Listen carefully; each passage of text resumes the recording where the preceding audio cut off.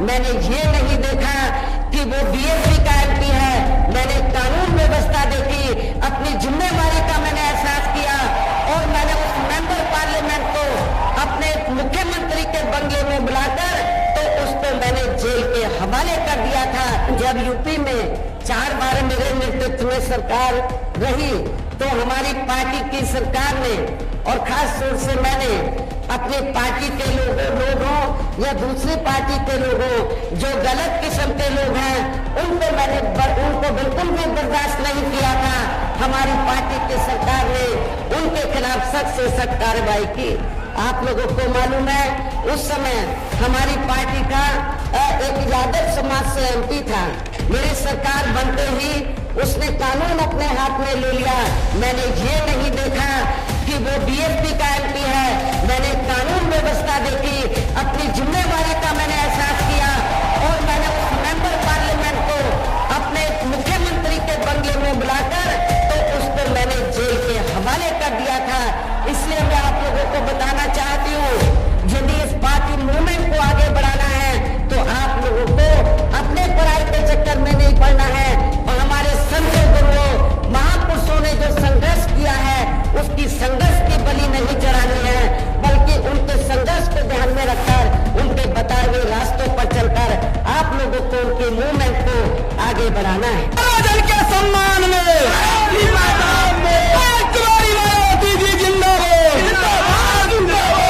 कुमारी मायावती जी जिंदाबाद, जिंदाबाद जिंदाबाद। आज आप संघर्ष करें, हम आपके साथ हैं। आज आप आगे बढ़े, हम आपके साथ हैं। सम्मानित साथियों, आज इस खैराबाद के फुटबॉल ग्राउंड के ऐतिहासिक मैदान में लोकसभा आम चुनाव में बहुजन समाज पार्टी के उम्मीदवारों के समर्थन में आयोजित इस विशाल चुनावी जनसभा की मुख्य अतिथि देश के करोड़ों दलितों, शोषितों, वंचितों, पिछड़ों के स्वाभिमान सम्मान के प्रतीक बहुजन समाज पार्टी की राष्ट्रीय अध्यक्ष, उत्तर प्रदेश जैसे देश के सबसे बड़े सूबे में 4 बार मुख्यमंत्री रही आदरणीय बहन जी हम सभी के बीच में आ चुकी हैं। हम सभी जोरदार तालियों के साथ माननीय बहन जी का स्वागत और अभिनंदन मंडन करने का काम करें। वैसे आप लोगों को ये मालूम है कि हमारी पार्टी कांग्रेस, बीजेपी व अन्य किसी भी विरोधी पार्टी तथा गठबंधन आदि के साथ मिलकर नहीं, बल्कि अकेले ही अपनी पार्टी के बलबूते पर पूरी तैयारी व दमदारी के साथ ये चुनाव लड़ रही है। इसके साथ ही हमने टिकट बंटवारे के मामले में भी सर्व समाज के लोगों को उचित भागीदारी दी है, जिनको कामयाब बनाने के लिए अपनी पार्टी के लोग पूरे जी जान से लगे हैं। हालांकि आज यहाँ आपकी इकट्ठा हुई अपार भीड़ व भीड़ के जबरदस्त जोश को भी देखकर अब मुझे भी ये काफी हद तक भरोसा हो गया है कि पिछली बार की तरह इस बार भी आप लोग अपने प्रदेश से यहाँ लोकसभा आम चुनाव में अपनी पार्टी का बेहतर रिजल्ट जरूर लाएंगे। इसके लिए अब मैं आप लोगों का ध्यान कुछ जरूरी बातों की तरफ दिलाना चाहती हूँ और इस संबंध में विशेषकर मैं कांग्रेस, बीजेपी व इनके अन्य सभी सहयोगी दलों के बारे में ये कहना चाहूंगी कि आजादी के बाद शुरू में केंद्र व देश के काफी राज्यों में भी ज्यादातर सत्ता यहाँ कांग्रेस पार्टी के हाथों में ही केंद्रित रही है, किंतु इनके अधिकांश मामलों में रही गलत नीतियों एवं गलत कार्य प्रणाली आदि की वजह से ही फिर इस पार्टी को केंद्र व काफी राज्यों की भी सत्ता से बाहर होना पड़ा है तथा यही स्थिति इनकी सहयोगी पार्टियों की भी बनी रही है, जिसके कारण ही फिर पिछले कई वर्षों से बीजेपी व इनके सहयोगी दल केंद्र एवं काफी राज्यों की भी सत्ता में काबिज हो गए हैं, लेकिन इनकी भी इजाजत कर रही जातिवादी, पूंजीवादी, संकीर्ण, सांप्रदायिक व द्वेषपूर्ण नीतियों एवं कार्य प्रणाली आदि से तथा इनकी कथनी व करनी में भी काफी अंतर होने की वजह से अब ऐसा लगता है कि इस बार ये पार्टी भी यानी कि भारतीय जनता पार्टी भी केंद्र की सत्ता में आसानी से वापस आने वाली नहीं है, बशर्ते यदि ये चुनाव इस बार फ्री एंड फेयर होता है तथा आम चर्चा के मुताबिक वोटिंग मशीनों में भी कोई गड़बड़ी आदि नहीं की जाती है। और वैसे भी इस बार चुनाव में इनकी कोई भी पुरानी एवं नई चल रही नाटकबाजी, जुमलेबाजी व गारंटी आदि काम में आने वाली नहीं है, क्योंकि अब देश की जनता काफी हद तक इस बात को समझ चुकी है कि इनकी पार्टी ने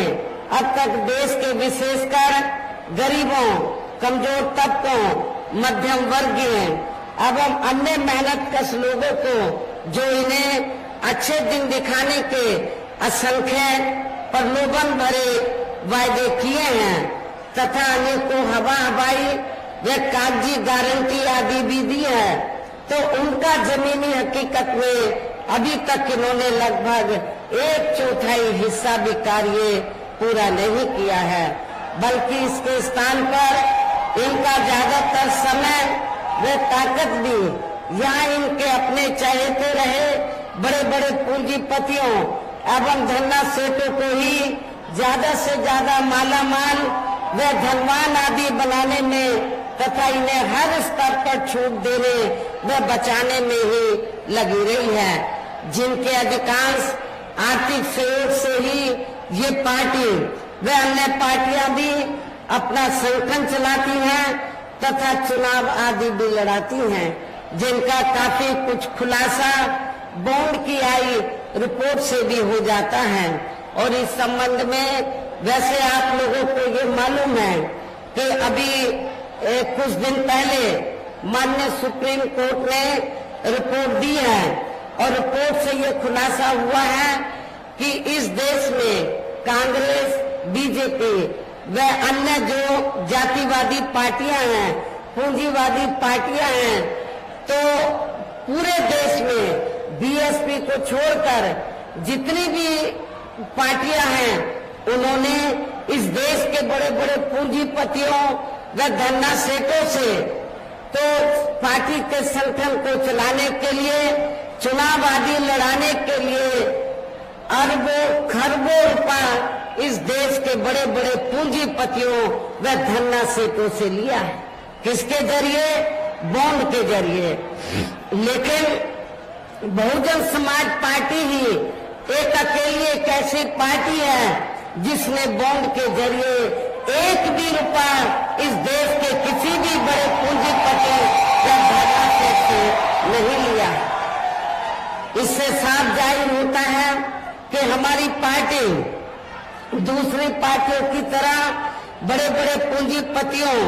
व धन्ना सेठों की आर्थिक मदद लेकर न तो अपना संगठन चलाती है न चुनाव आदि लड़ाती है, बल्कि हमारी पार्टी बीएसपी के मेंबरशिप के जरिए वे मेरे जन्मदिन के मौके पर थोड़ा थोड़ा धन इकट्ठा करके चुनाव के दौरान भी अपनी पार्टी के लोगों से थोड़ा थोड़ा आर्थिक सहयोग लेकर हमारी पार्टी के संगठन को चलाती है और चुनाव आदि भी लड़ाती है। इससे ये स्पष्ट है। इसके साथ ही अब ऐसा लगता है कि कांग्रेस पार्टी की तरह ही बीजेपी ने भी केंद्र की तमाम सरकारी जांच एजेंसियों का ज्यादातर राजनीतिकरण कर दिया है। इसके अलावा देश के किसान वर्ग भी वर्तमान बीजेपी की सरकार में शुरू से ही अपनी विभिन्न समस्याओं को लेकर काफी ज्यादा दुखी व परेशान रहे हैं और अभी भी हैं। जबकि यूपी में 4 बार हमारी पार्टी की रही सरकार ने इनके हितों का भी हर स्तर पर विशेष ध्यान रखा है और हमारी पार्टी के नेतृत्व में बनी सरकार ने अपनी चारों हुकूमतों के दौरान हमने उत्तर प्रदेश में किसानों को खेती करने के लिए सस्ते साधन उपलब्ध कराए और इतना ही नहीं, उनकी फसल का भी हमारी पार्टी की सरकार ने समय से उचित दाम दिया है। इतना ही नहीं, बल्कि केंद्र में पूर्व की रही कांग्रेसी सरकार की तरह ही वर्तमान भाजपा सरकार में भी इनकी जातिवादी, हीन,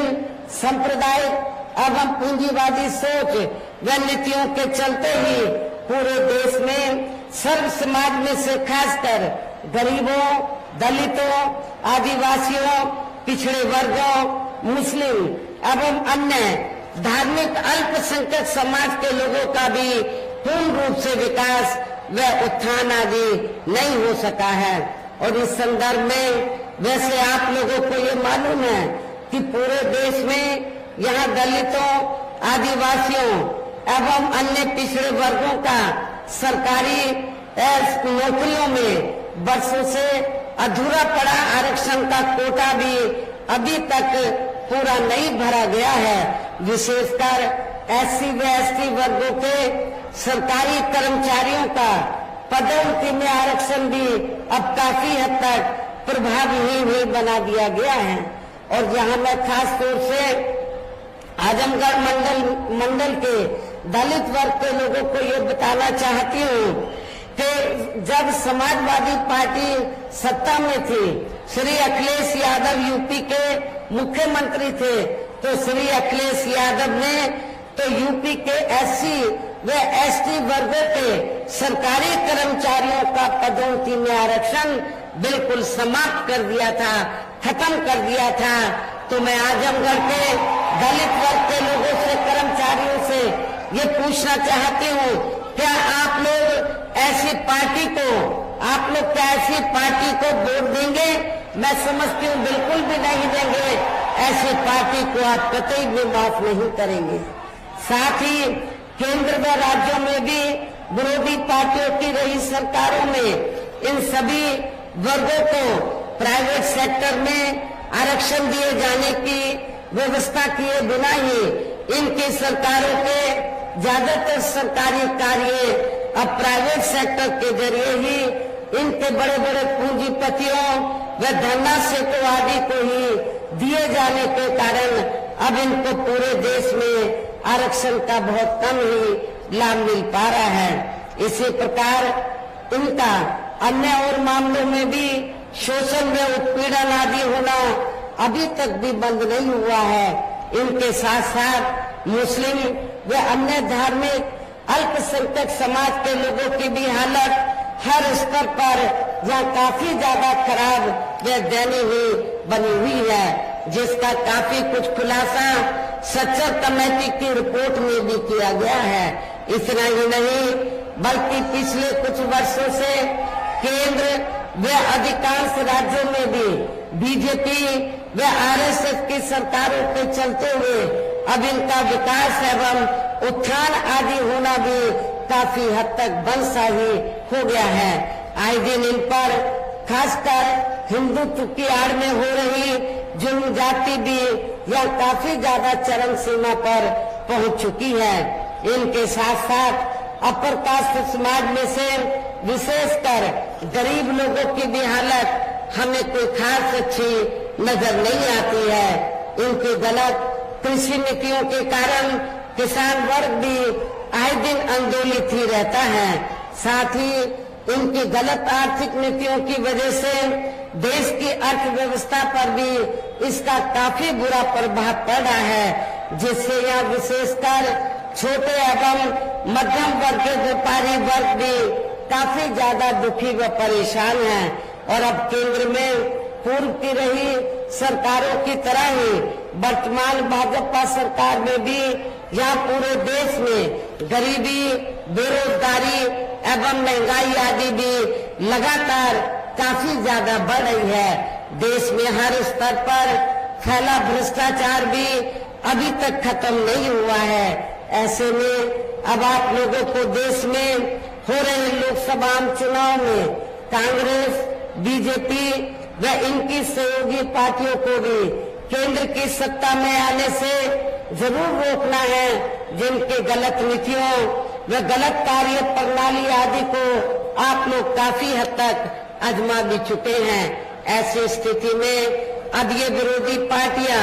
इस चुनाव में भी किस्म किस्म के साम, दाम, दंड, भेद आदि अनेकों हथकंडे इस्तेमाल करके केंद्र की सत्ता में आने की पूरी कोशिश में लगी हैं, जिनसे अपनी पार्टी के लोगों को हर स्तर पर काफी ज्यादा सावधान रहना है। और इस मामले में विरोधी पार्टियां अपने अपने पक्ष में हवा बनाने के लिए खासकर मीडिया, ओपिनियन पोल व सर्वे आदि का जो बड़े पैमाने पर इस्तेमाल कर रही हैं, तो उनसे भी अपनी पार्टी के लोगों को बिल्कुल भी गुमराह नहीं होना है। इसके साथ ही विरोधी पार्टियों के विभिन्न रूपों में जारी किए गए इनके हवाई व प्रलोभन भरे चुनावी घोषणा पत्रों एवं वायदों आदि के बहकावे में भी अपनी पार्टी के लोगों को कतई भी नहीं आना है, जिन्हें ये पार्टियां चुनाव खत्म होने के बाद ज्यादातर अमल में नहीं लाती हैं और अब जिन पर से देश की जनता का अधिकांश विश्वास ही उठ गया है। यही खास वजह है कि हमारी पार्टी किसी भी चुनाव में अपनी पार्टी का कोई भी चुनावी घोषणा पत्र आदि जारी नहीं करती है। वैसे भी हमारी पार्टी किसी भी मामले में कहने में बहुत कम बल्कि कार्य करके दिखाने में ही ज्यादा विश्वास रखती है। और इस बात का सबसे बड़ा सबूत ये है कि उत्तर प्रदेश में 4 बार हमारी पार्टी के नेतृत्व में रही सरकार ने चुनाव में अपनी पार्टी के बिना कोई जारी किए गए चुनावी घोषणा पत्र के ही प्रदेश में आम जनहित में काफी कुछ ऐतिहासिक कार्य करके दिखाए हैं, जिनकी अब देश में अधिकांश पार्टियों की सरकारें काफी नकल भी कर रही हैं। जबकि इस मामले में हमारी पार्टी का ये कहना है कि यदि इन पार्टियों के स्थान पर केंद्र में हमें अपनी पार्टी की सरकार बनाने का मौका मिलता है, तो तब फिर हमारी पार्टी की बनी सरकार केंद्र में यहाँ अब तक रही सभी विरोधी पार्टियों की सरकारों की तरह केवल हवाई व कागजी कार्य आदि नहीं करेगी, बल्कि उत्तर प्रदेश की तरह ही जमीनी हकीकत में ठोस कार्य करके दिखाएगी। और इस संदर्भ में खासकर मैं ये कहना चाहूंगी, केंद्र द्वारा देश में पिछले कुछ समय से अति गरीब परिवारों को अस्थायी तौर पर फ्री में जो थोड़ी सी खाद्य सामग्री दी जा रही है, तो उससे इनका स्थायी तौर पर भला होने वाला नहीं है। और वैसे भी इनकी ये जटिल समस्या देश में हर हाथ को काम देने से ही केवल दूर हो सकती है, जिसकी तरफ हमारी पार्टी की बनी सरकार विशेष ध्यान देगी। और इस संदर्भ में मैं आप लोगों को सावधान भी करना चाहती हूँ। आप लोगों को ये मालूम है कि पिछले कुछ समय से तो केंद्र की बीजेपी की सरकार द्वारा जो गरीब लोग हैं उनको थोड़ा फ्री में राशन देकर उसके एवज में उनसे वोट लेने की गुजारिश की जाती है कि आपको केंद्र की सरकार ने फ्री में राशन दिया है, तो इसके एवज में आपको बीजेपी को वोट देना चाहिए। आपको बिल्कुल भी इनके बहकावे में नहीं आना है, इनके चक्कर में नहीं आना है, क्योंकि पूरे देश में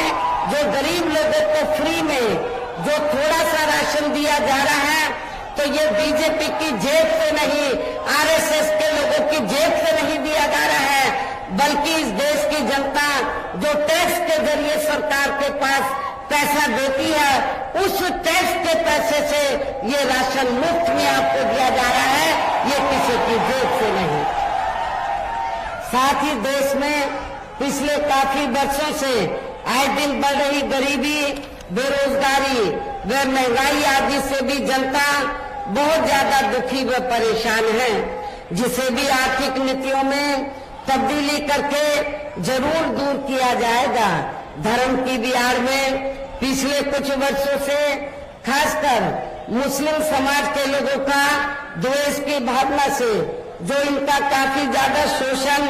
व उत्पीड़न आदि किया जा रहा है, तो उसे भी जरूर रोका जाएगा। और ये सब हमने अपने यूपी की रही सरकार में करके भी दिखाया है। इसके अलावा हमने यूपी में सर्व समाज में से गरीब एवं बेरोजगार लोगों को बेरोजगारी भत्ता आदि न देकर उन्हें बड़ी तादाद में रोटी रोजी के साधन भी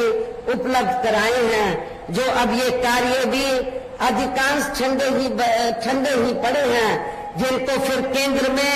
बीएसपी की सरकार बनने पर प्राथमिकता दी जाएगी। कहने का तात्पर्य ये है, देश में इस समय हो रहे लोकसभा चुनाव में विरोधी पार्टियों के जारी किए गए उनके हवाई व प्रलोभन भरे चुनावी घोषणा पत्रों आदि के बहकावे में अब यहाँ खासकर देश के अति गरीबों, मजदूरों, बेरोजगारों एवं अन्य मेहनतकश लोगों को बिल्कुल भी नहीं आना है। और अब इन्हें ऐसी सभी विरोधी पार्टियों को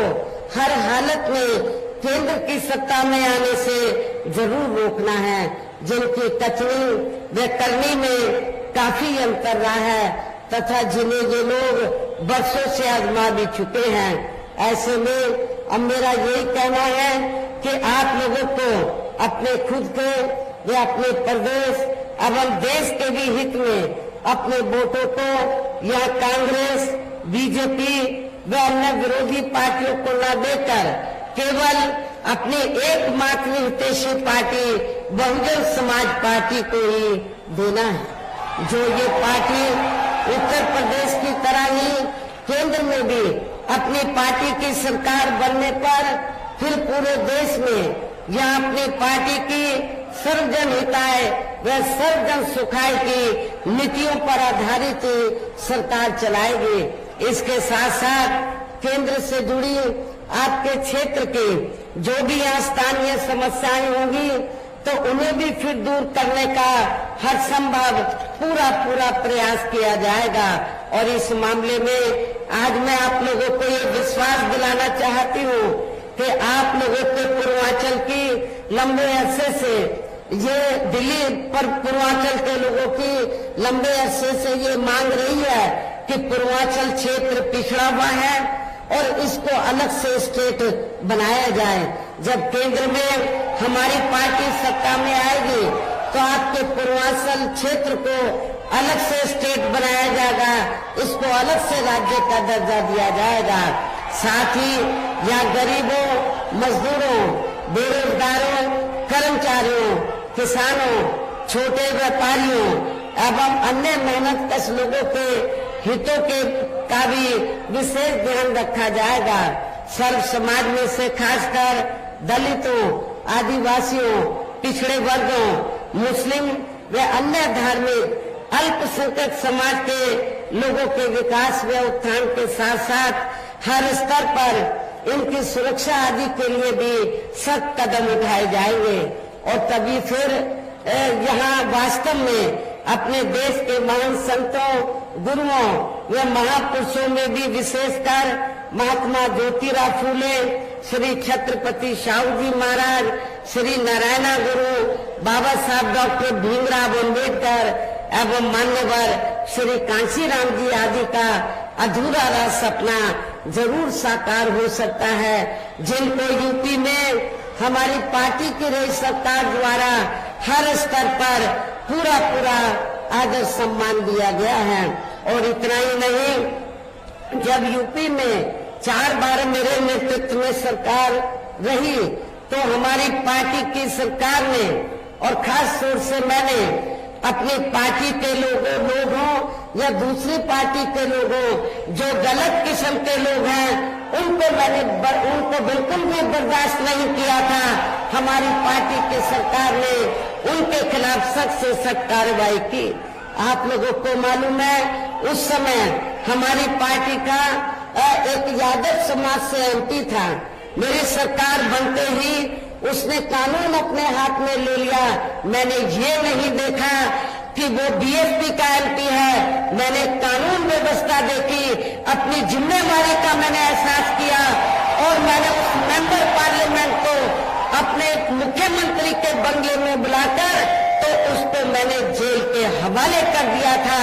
इसलिए मैं आप लोगों को बताना चाहती हूँ, यदि इस पार्टी मूवमेंट को आगे बढ़ाना है तो आप लोगों को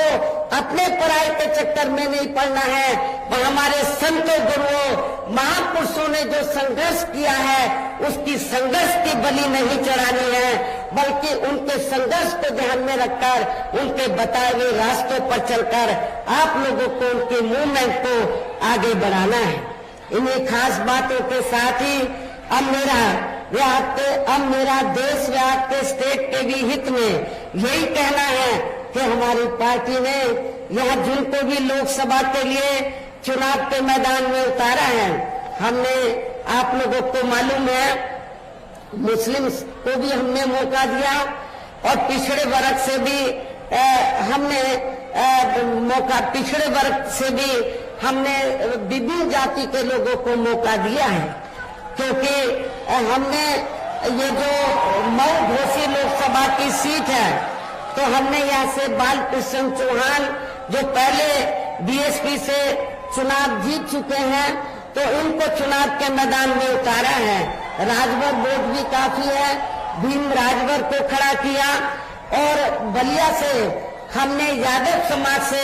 बीएसपी का प्रत्याशी चुनाव के मैदान में उतारा है। हमने अकेले राजभर को ही मौका नहीं दिया है, राजभर को भी दिया है, मुनिया चौहान को भी दिया है, मुस्लिम को भी दिया है, बलिया से यादव समाज को भी दिया है और रिजर्व सीट से हमने दलित वर्ग की महिला को भी मौका दिया है। मेरे आप लोगों से पुरजोर अपील है कि बहुजन समाज पार्टी ने इन जिन लोगों को भी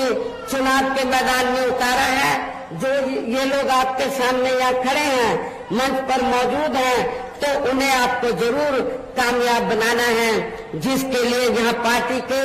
सभी स्तर के छोटे बड़े पदाधिकारी एवं कार्यकर्तागण आदि पूरे जी जान से लगे हैं। और अब अंत में मेरा यही कहना है कि आप लोगों को वोट पड़ने वाले दिन यहाँ बीएसपी के अपने सभी लोकसभा उम्मीदवारों को अपनी पार्टी के